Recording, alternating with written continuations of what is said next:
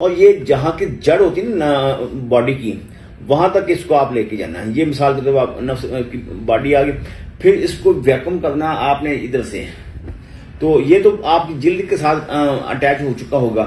تو جب آپ کا نفس یہاں سے تقریباً 200 کے قریب بڑھ چکا ہے، تو اس سے پہلے آپ ایک دھیان رکھنا ہے کہ نفس کے اوپر بھی، نیچے بھی، دائیں بھی، بائیں بھی کوئی بھی تیل لازمن لگائیں، کیونکہ اس کے استعمال کرنے سے نفس کے پٹھے نرم اور ملائم ہو جاتے ہیں، جس سے وین پر دباؤ نہیں پڑتا، نفس کو بڑھنے میں مدد ملتی ہے. کیونکہ نفس کی جلد جو ہوتی ہے وہ خشک ہوتی ہے، تو جب خشک ہوگی تو خشک کوئی بھی چیز بڑھے گی نہیں. جب اس میں چکناہٹ، تراوٹ نہیں آئے گی تب تک اس کا سائز کبھی بھی نہیں بڑھ سکتا.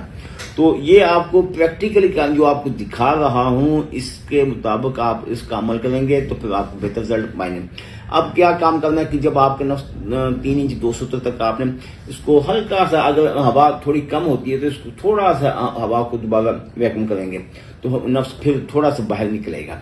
تو اتنا آپ نے دبانا کہ نفس کے اوپر دباؤ بھی نہ بڑھے، نفس کو کھچاؤ بھی نہ پڑے.